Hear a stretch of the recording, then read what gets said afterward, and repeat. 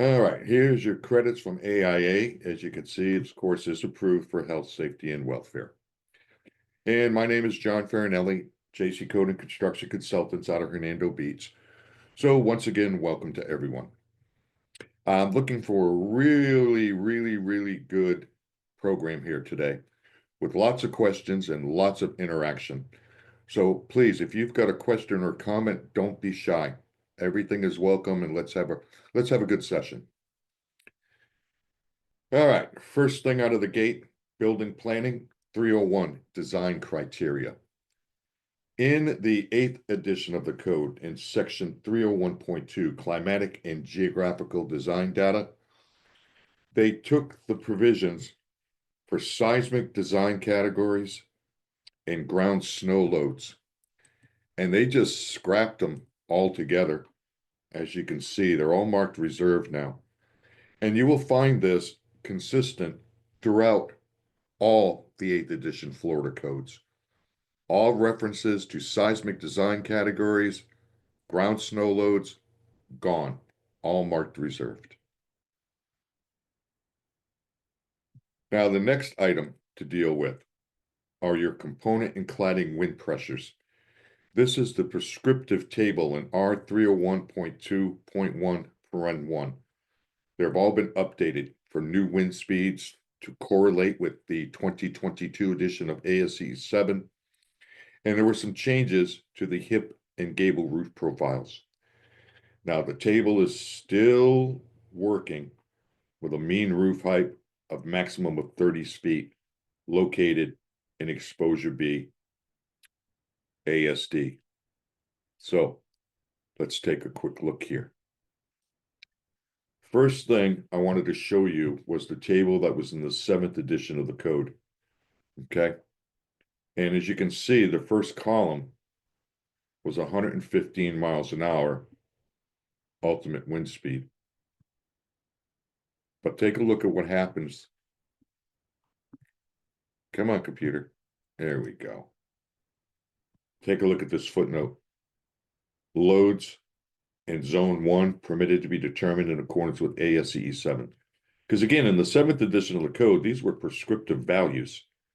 And if you were to do the calculation for the loads in zone 1, they would be lower because of the safety factors in the prescriptive table. Your calculations in ASCE 7 are going to be lower. However, in the 8th edition of the code, a change. Notice they've added 5 new columns, starting at 90 miles an hour through 110. Now, I cannot explain why they added these columns since there's no place in the state of Florida that has wind speeds of 90 to 110 miles an hour. So I cannot explain that. But because of correlation with ASCE 7 2022 edition, some of the pressures have come down. Like, for example, in zone 1 at 150 miles an hour, it was positive 10, negative 38.7. Well, under the 8th edition of the code, it's come down to positive 9.9 and negative 22.2. And that's a fairly significant difference in the uplift pressure.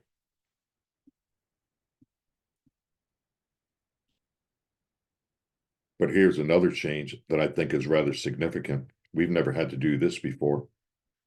Roof overhang loads shall be determined by summing the applicable roof zone pressure with the adjacent wall pressure zone, which pretty much means you're going to have to look and see where the overhang is.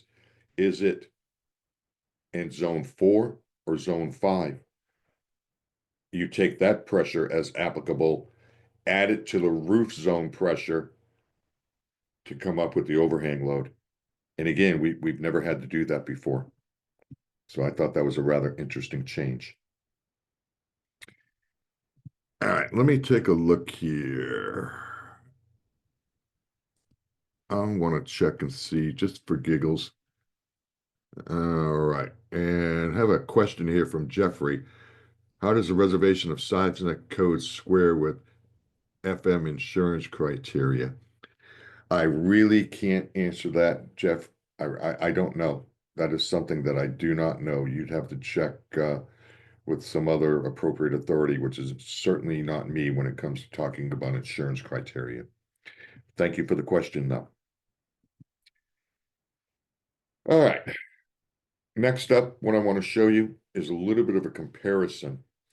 What I'm showing you here in the red, the component and cladding loads for that mean roof height, 30 feet, exposure B, that's all 7th edition code. But then when you go to the 8th edition, which is down here in blue, a little bit of change. Again, because of the correlation with the 2022 edition of ASCE 7. As you can see, for the most part, everything remains the same here. It does remain the same.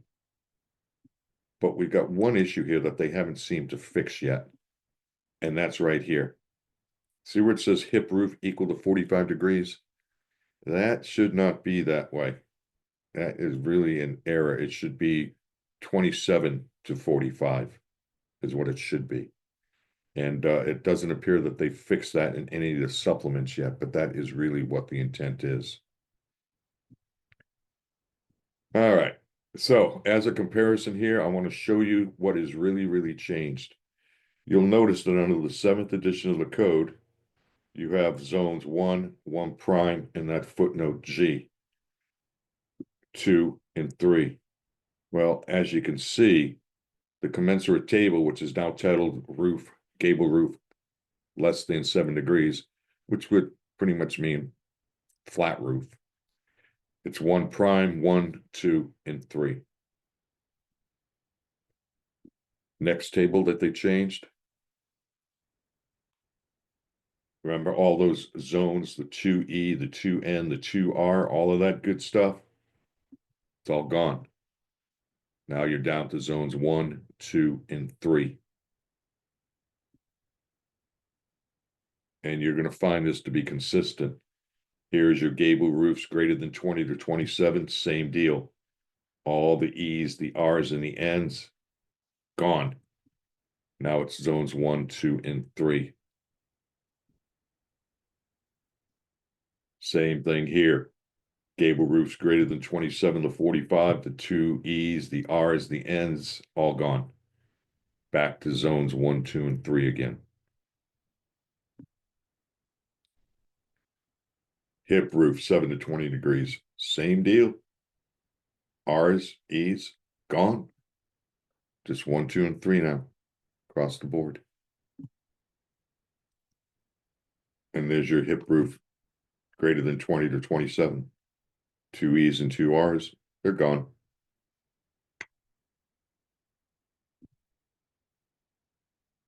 And here's your hip roof. And this is why I say this equal 45 degrees. That's an error, a Scribner's error in the code. It should still say greater than 27 to 45. So make sure you keep that in mind. Because some people look at this and they say, well, if it's less than 45 degrees, this isn't applicable. That is not the case. That is just a Scribner's error. But in any event, as you can see, E's, R's, gone. Gone. Now that takes care of the roof zones. Next thing we need to look at is the wall zones. First thing to notice, up here in red, you have a 500 square foot effective wind area. Well, in the 8th edition of the code, that's gone. Now it just goes 10, 20, 50, and 100. There is no more 500 square foot area. Pressures, a little bit down here and there, scattered throughout the table. Nothing that's really going to affect product selection or anything of that nature.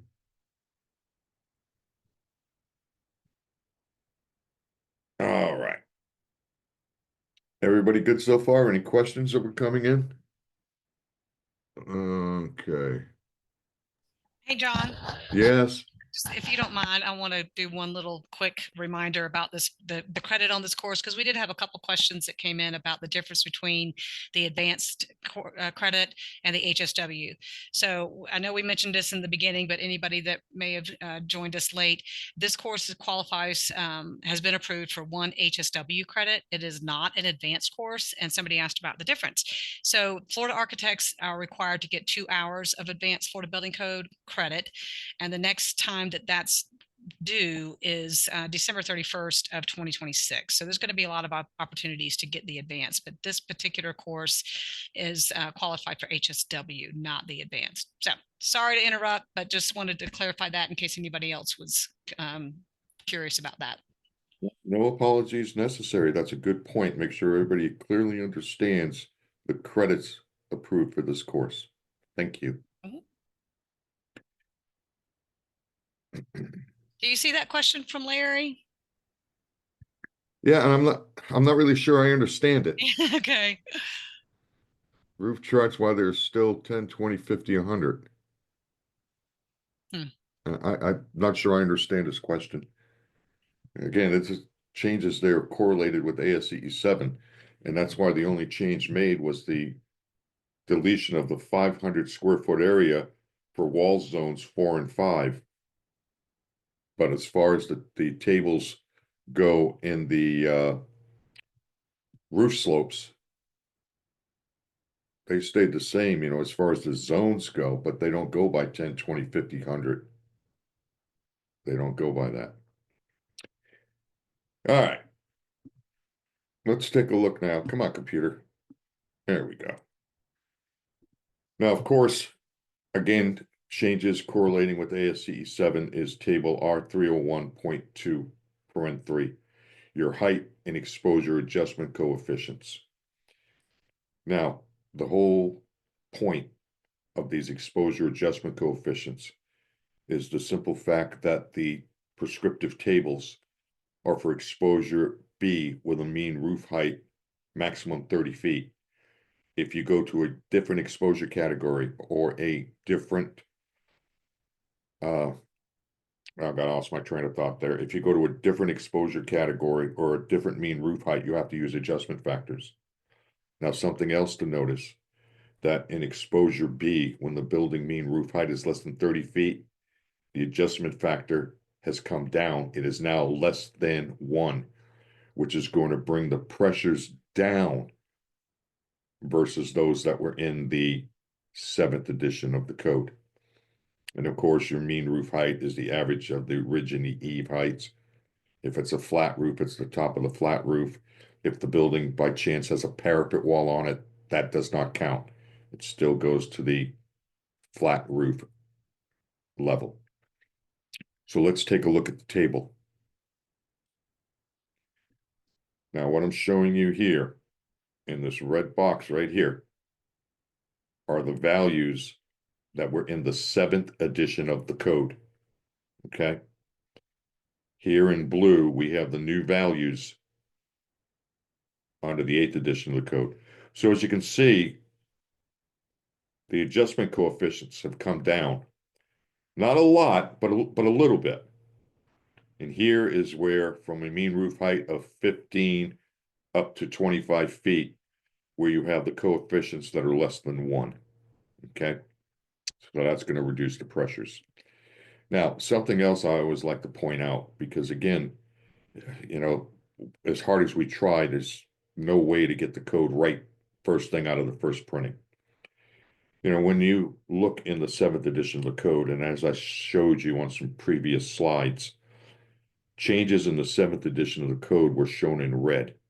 And if you look at the electronic version of the 8th edition of the code, like I'm showing you here, you see blue. And that it's supposed to indicate a change in the code. However, these values here in the mean roof heights, whoop, come back here. In the mean roof heights here, they're in blue, which would lead you to believe that they're a change in the 8th edition of the code. That is not the case. That is not the case. These mean roof heights and these adjustment factors, they're all the same as in the 7th edition of the code.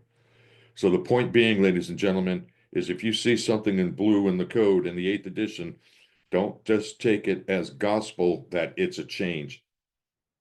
It may not be. So just be aware of that. Be very, very careful with that. Now, the next thing we need to look at is the wind speed figure. The left here is the 7th edition of the code. Okay. 7th edition.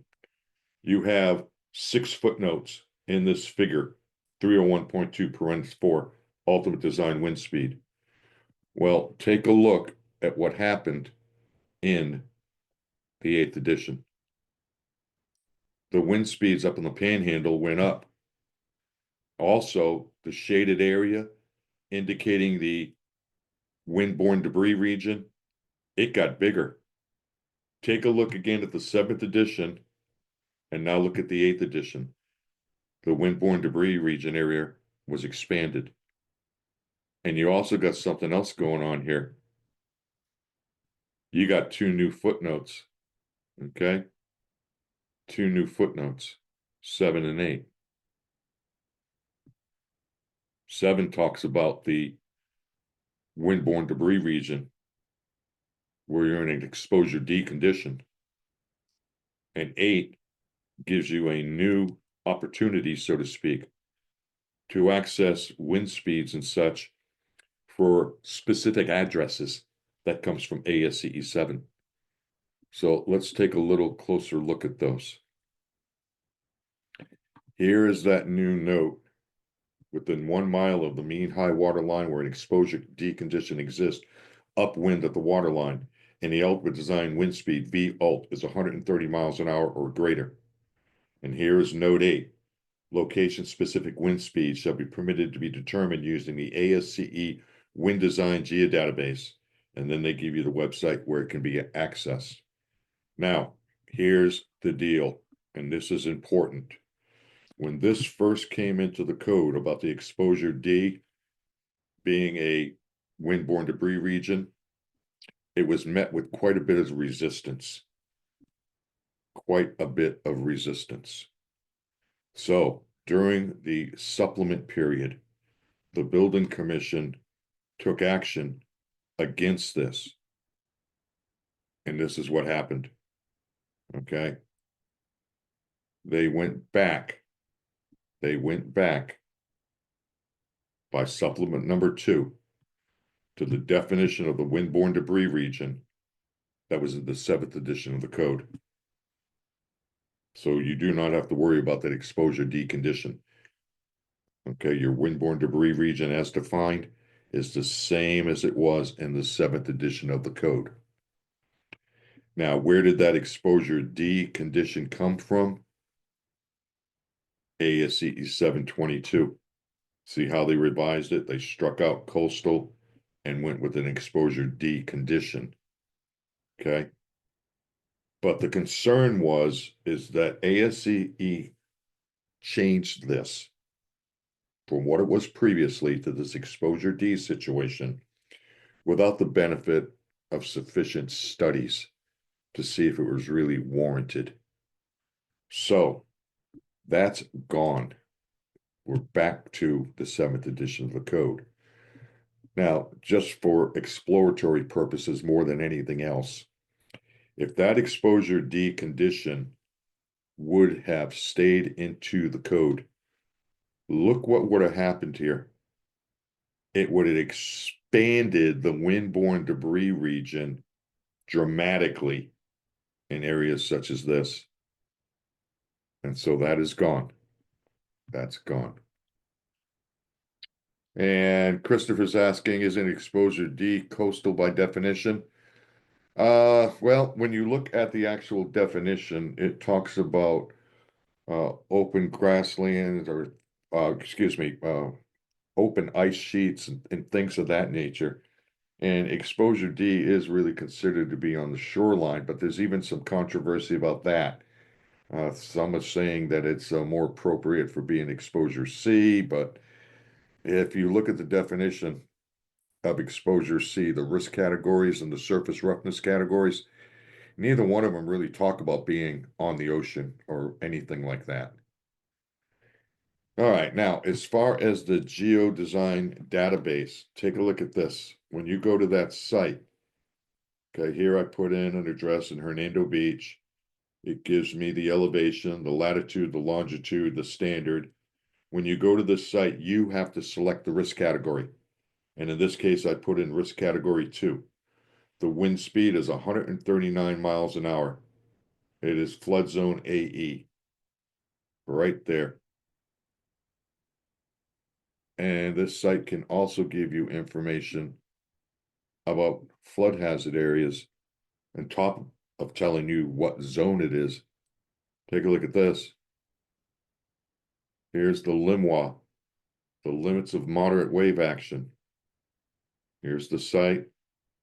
So this site is landward of the LIMWA, but you can see that it gives you all the elevations, all in through here, AE elevation 12. Out here, it's 15, 14, and so on. Okay. Here's the sign, there's the indicator for the LIMWA, and so on. So this is a really, really good site to get the information for the wind speed for that site and flood information. And if you're familiar with the ATC, the Applied Technology Council, where you could go to get site-specific wind speeds and such, that is pretty much gone by the wayside now because of this ASCE7 hazard tool. All right. John, Yes. sorry. All right, we've had a couple more questions about the clarifying about the time. So this is a 1 hour course. I think somebody heard that it thought it was This- 2 hours. This is 2 hours. I think we had it scheduled for as one.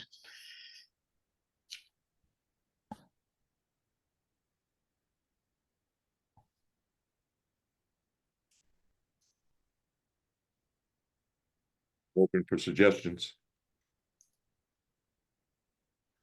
Well, we submitted it to AIA as 1 hour, so we're not able to give 2 hours of credit. So maybe talk faster. I'll see what I can do. Okay, thank you. All right, rolling along. Now we need to look at the component and cladding pressure zones on the roofs. Here I'm showing you to the left, 7th edition. Here's the 8th edition. When you have a low slope roof, no changes. You still have the corner zones, 3, 2, 1, and so on. No changes there. But as we saw when we were looking at the charts, there's not a lot going on here except they got rid of the 2 N's, the 2 R's, the E's, and so on. Now you just have zones 1, 2, and 3. Same thing. This is new, but this is for gable roofs 27 to 45, zones 1, 2, and 3. When you look at the hip roofs, same deal. They just get rid of the E's, the R's, and so on. All that's gone. And the whole point of this was to make it a little less restrictive. Everything's been separated. Gable roofs and hips are separated in 2 categories, and low slope roofs are separated from roofs with shallow slopes. And the whole point there was to give contractors the opportunity to alter their nailing patterns and only have to really look at the uplifts for the more serious zones. But that is a choice that they'll have to make in the field if they want to go ahead and vary their nail patterns. Now, we do have a new definition here, and this is for a sun control structure. An accessory structure consisting of columns or posts supporting an open roof of girders, beams, or cross rafters, with or without fixed or operational louvers serving to direct sunlight. And again, that is new to the code. And notice it doesn't say anything about it being constructed of aluminum or wood or anything of that nature. However, the code does require these new structures to be designed by a registered design professional. And there's something else. If a freestanding sun control structure, it can be designed to resist the wind speeds for a risk category 1 building. But if it is relying on the host structure for support, it has to be designed for the risk category of the host structure. And that will make a difference. All right. And question from Robert, does the 2023 building code volume also get rid of the suffix letters in design pressures, the 2R, the 2E. Those were never there to begin with, Robert, because the building code volume is completely different than the residential. There's nothing prescriptive in there for roof pressures. Under the building code volume, everything has to be calculated per ASCE 7. All right. Now, of course, in some cases with these sun control structures, you have operable louvers in there. And when you have that situation, the contractor has to put a sign on there that the louvers are supposed to be locked in the open position when the wind speeds are 75 miles an hour or greater. And they also put language in here about the language on the label. Sun control structure shall have louvered blades locked in the vertical position during a hurricane warning or alert as designated by the National Weather Service or when wind speeds are predicted to be 75 miles an hour. And of course, some of these sun control structures, the louvers are electrically operated. And if that's the case, they just send you to Chapter 34 of the Residential Code, which in turn sends you to NFPA 70, 2020 edition National Electric Code. Now, something else that they did here is in your minimum uniformly distributed live loads. What I'm showing you here is the 7th edition of the code, but take a look at what they did here. Guards and the handrails, those were separated out. And they also added another column to be more consistent with the building code. So, because right now this table just says live load. We'll look at the 8th edition. Now you've got uniform loads and concentrated loads. And here is where they separated out the handrails and the infill for the guards. All different now.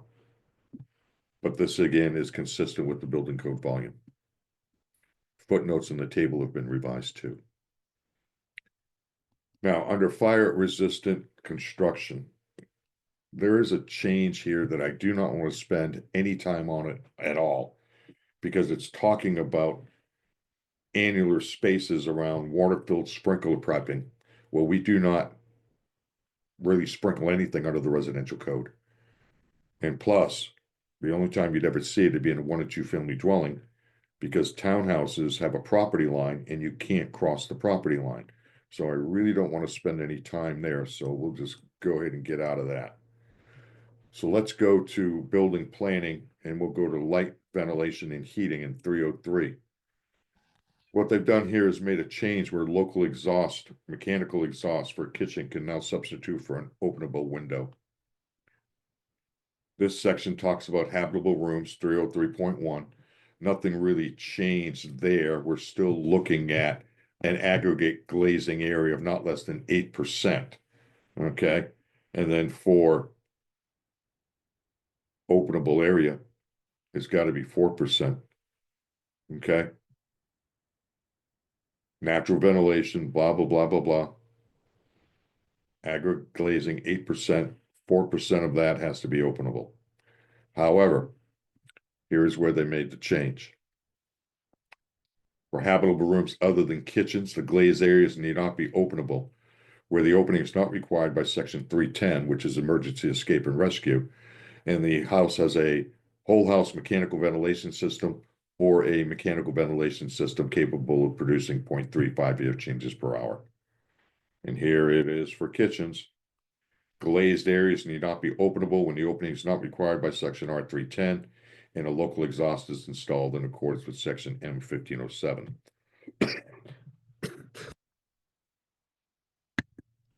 Pardon me, folks, I got to get a little water here. Now, of course, what they're talking about here in this new section here is when you install that local exhaust because you did a blower door test and you tested out at less than 3 ACH 50. And Thomas is saying residential single family over 3 stories must be sprinklered. And that is correct, Thomas, because when you build a single family dwelling over 3 stories, you've exceeded the scope of the residential code. And now you're into the building code volume and it's classified as occupancy group R3 and all R's under the building code volume must be sprinkled. So don't lose sight of the fact of what the scope is. Hey, John, Yes, ma'am. there's a question that came in a little while ago in the chat, and didn't want it to get too far down. If you are within 1 mile of ocean and located on the west side of the intercoastal, and the intercoastal is 350 feet wide at this point, are you in a windborne debris criteria? There's no way I can answer that off the top of my head. Not happening. Mhm. Can't do it. I'd have to look at it and then look at the sections of the code about the distances and this and that. There's a lot of factors that go into it. If I could answer that off the top of my head, I'd be a lot more impressed with myself than I am. There's no way. All right, let's go to ceiling height, 305. Change here in the code. Generally, we're speaking, we have the ceiling height of 7 feet. Bathrooms, toilet rooms, laundry rooms, you can go down to 6'8". But now they've put a provision in here that beams and girders spaced apart not less than 36 inches in clear finished width shall project not more than 78 inches from the finished floor. And that's just something that if you want to put in there for open beam ceilings and things like that. And Tom's also saying short-term rentals here have all become 4 stories now. Well, if that's the case, should be building them under the building code volume. All right, section here on glazing. Let's see. Chris is asking, few jurisdictions in Palm Beach County, which if a single residence exceeds 5,000 square feet, then sprinklers are required regardless of story count. And that is correct, Christopher, because in their local fire prevention ordinance, they have specs like that. A lot of jurisdictions do. Town of Palm Beach has got it too. That does not come out of the code. That comes out of the local fire prevention ordinance. All right, going to glazing. Glazing and wet surfaces. A little bit of an editorial change here to try and clarify. Glazing in walls, enclosures, or fences containing, facing, or adjacent to hot tubs, spas, whirlpools, and saunas, so on and so forth. Hazardous location. And again, that was just done to clarify. Adjacent to. Now, of course, they put a exception in here about outboard sacrificial panes and laminated insulated glass units and walls where the exterior of the unit is not exposed to any of the hazardous locations specified in section R308.4. This occurs when you have impact rated glazing that's also insulated. You have 2 panes of glass. You have the sacrificial pane, which is on the outside, the exterior, and the laminated impact rated glass on the inside. And so that makes sense to have that in there. All right. Let's go to 309 now, garages and carports. This is important because they made some changes in here that send you to flood. First thing, 309.3 flood hazard areas. Strike all of this language, and now garages and carports located in flood hazard areas as established by table R 301.2 paren 1 shall be constructed in accordance with section R 322, which is flood damage prevention. And that's where you should have gone to begin with. So this is a good change, sending you to where you really needed to be anyway. Now, when we look at emergency escape and rescue openings under 310, they made a change here and they pretty much just shuffled the deck and added some new language, separated some sections out. Minimum size emergency escape and rescue openings, still 5.7 square feet.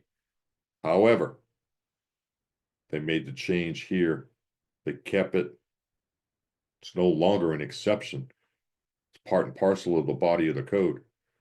Grade floor emergency escape, still 5 square feet. So nothing from a technical change there. Here, they just struck this section because they rewrote it and put it in a new section. Minimum dimensions, they're still the same. Minimum net clear opening height, 24 inches. Net clear opening width, 20, and so on. So no real change there. But here is a significant change. You know, for 100 years, when we measured the height of an emergency escape and rescue window, we measured to the sill, but not anymore. Now you measure to the bottom of the clear opening, which would be here. And that makes a difference because in a lot of windows these days, especially if they're impact rated and they have a real high design pressure, that bottom flange could be a couple inches high. So now clearly we measure to the bottom of the clear opening, which would be right there. So that's a pretty good change. Now, when we look at the means of egress, this is a very, very good addition to the code in my mind. Stairways, where required by this code or provided, stairway shall comply with this section. Get 3 exceptions if the stairs are not attached to a building, porch, or deck, if it's leading to a non-habitable attic or crawl space. But other than that, pretty much any set of stairs that you provide has to be code compliant now. And of course, we've all seen problems with the way people build stairs in some cases. And I have no idea how they figured that out, but good luck. All right, next item here is vertical rise. No technical change there. They just changed the language. Instead of calling it 151 inches, now they call it 12 feet 7 inches. It's the same as the 7th edition of the code.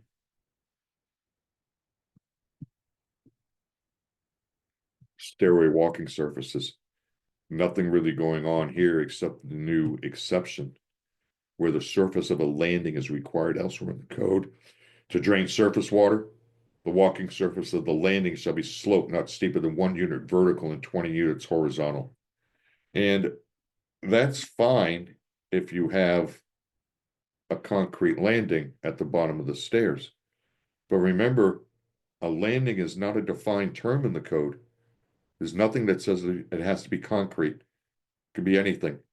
Grass, pavers, mulch, gravel, whatever you want, because it's not a defined term.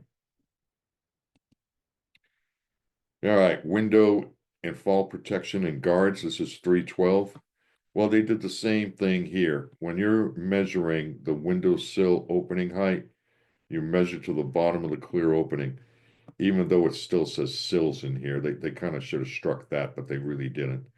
And this is when you have a window that is located less than 24 inches above the finished floor and greater than 72 inches above the finished grade or surface below. You have to provide opening fall protection. So bottom of the clear opening, less than 24 inches above the floor, and your grade area, your 72 inches or greater above grade or roof below. And so you would measure there. And when that happens, you got to have window fall protection devices that meet the provisions of ASTM 2006 or ASTM 2090, depending on whether or not the window has to provide emergency escape and rescue. All right, going to smoke alarms now. They made a change here based upon changes to NFPA 72.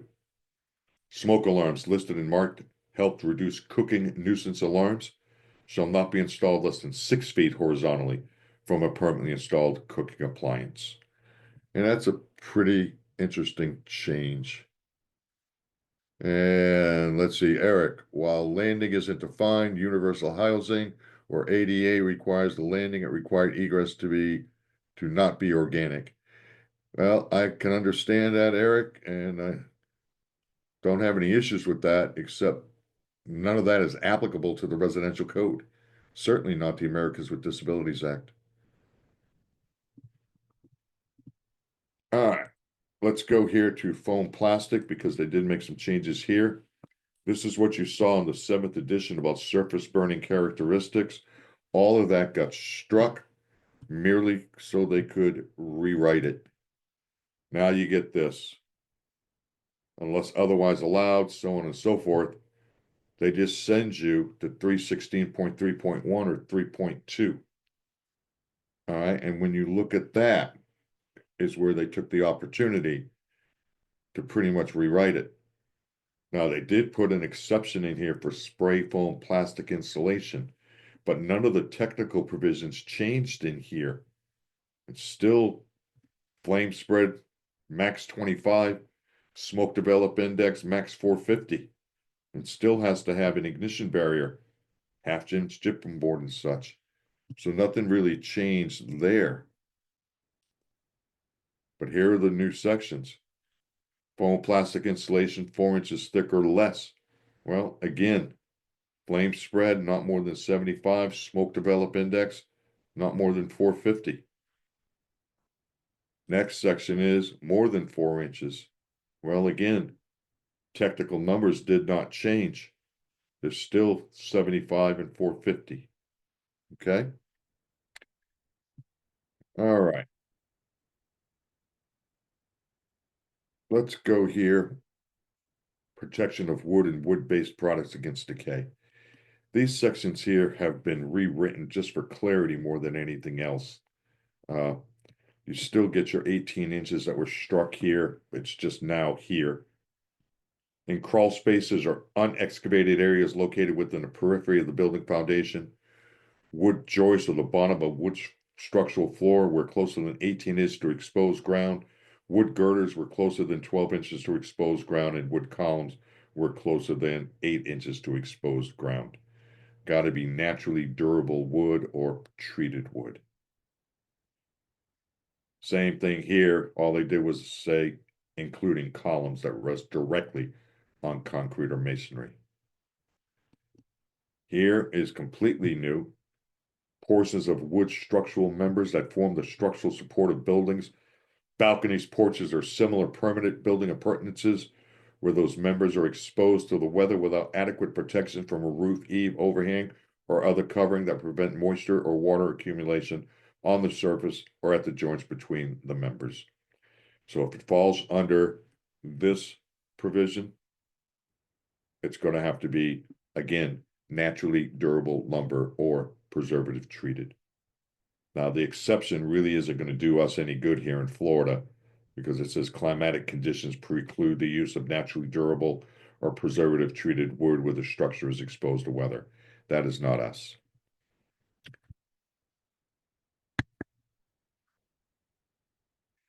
And then number 9 is also new. Wood columns in contact with basement floor slabs unless supported by concrete piers or metal pedestals projecting at least 1 inch above the concrete floor and separated from the concrete pier by an impervious moisture barrier. All right. Now we need to talk about 322 here, flood. Couple of things, because I know we're running out of time here since we want to get this done in an hour. Take a look.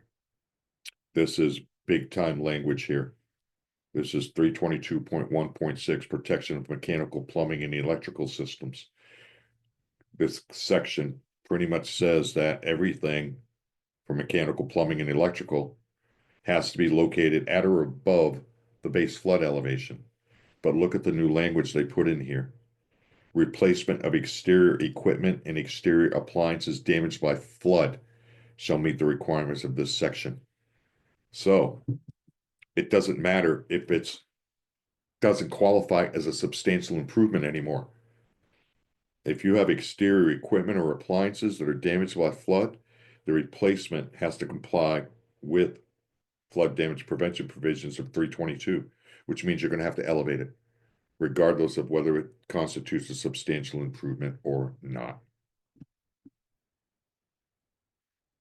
Here they added language to clarify, because this is the way it's always been, as-built elevation documentation. A licensed professional surveyor and mapper or registered design professional shall prepare and seal documentation of the elevations specified in R322.2 or .3. Well, the way it's always been in Florida is that the only person who can sign and seal an elevation certificate is a surveyor.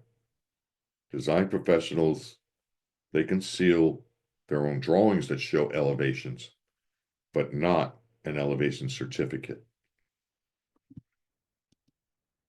Now, I want to show you this because we're talking about elevation requirements,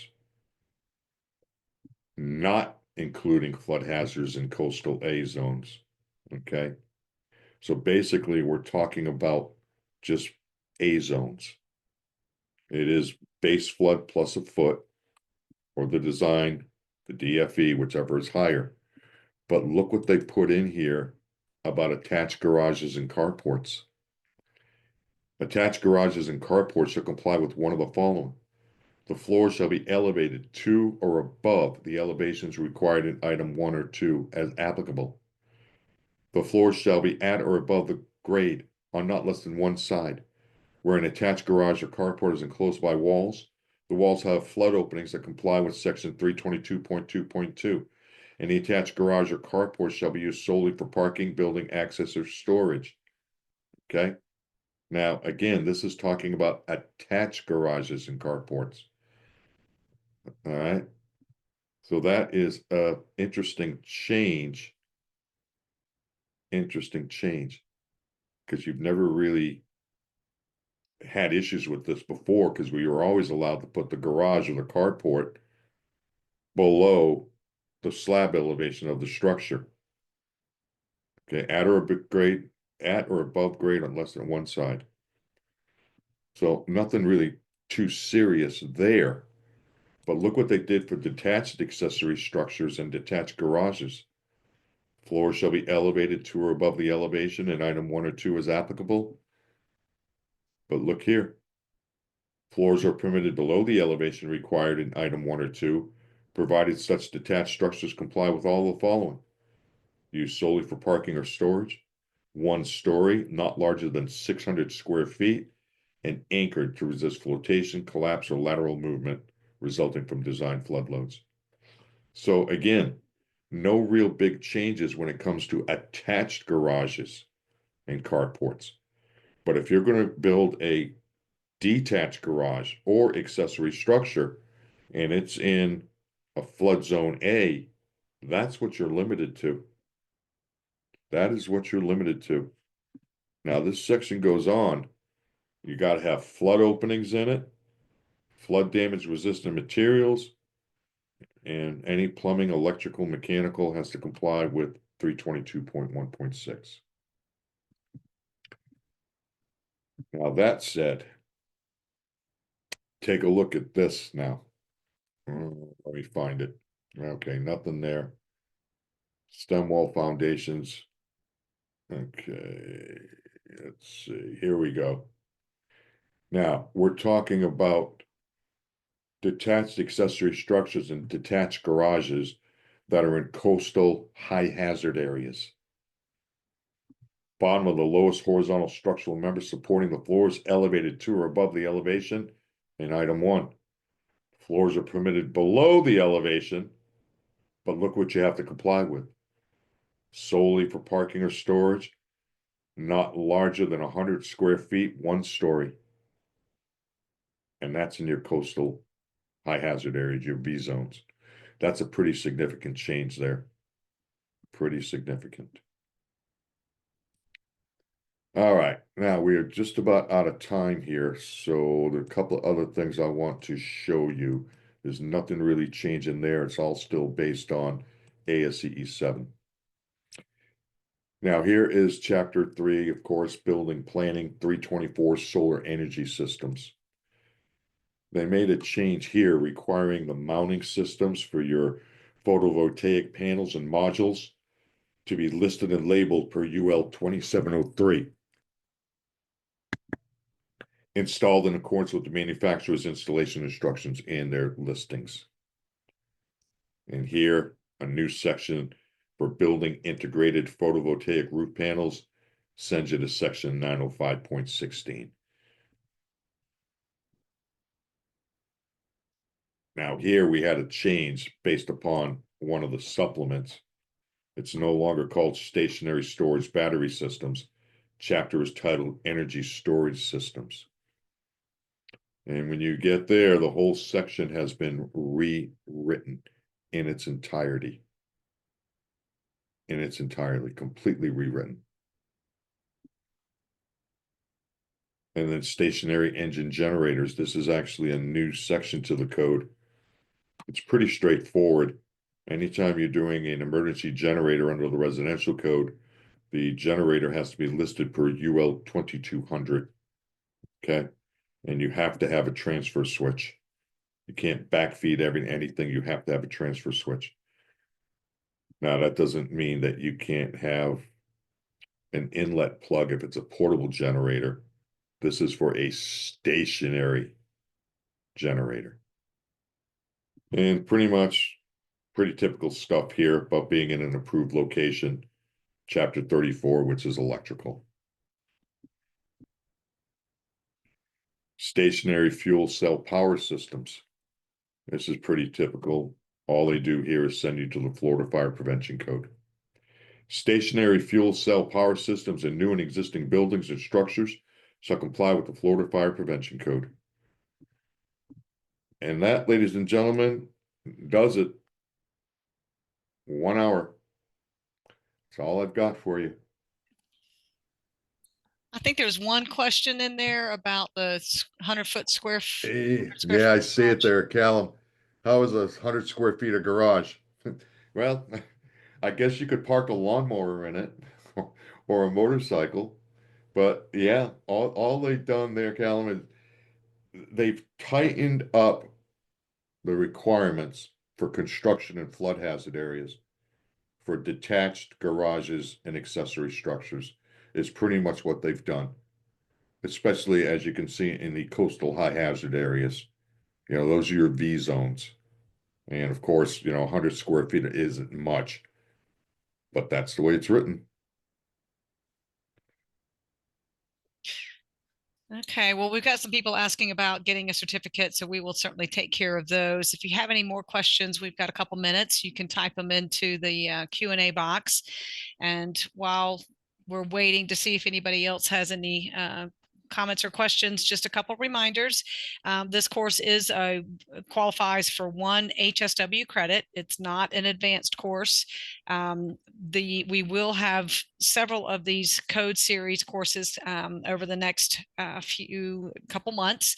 So check out our webinar page on our website. There's also a list of these courses in the resources tab, so you can get a copy of the presentation material, a list of these webinars that are coming up, and also just information about your CE credit. So those of you that are AIA members, we will submit those courses to AIA for you, or the credits to AIA for you. Today's course is the 1 hour of HSW, and there will be a couple of the 2 hours, but again, these are all HSW, not advanced code credit. John, there was a question about getting your presentation material in larger size.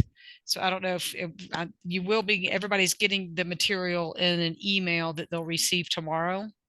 So we'll try to get a different version of the slides for you for that. But also in that email is going to be a survey. Everybody, please give us about 10 seconds to fill that out. We appreciate your time on it.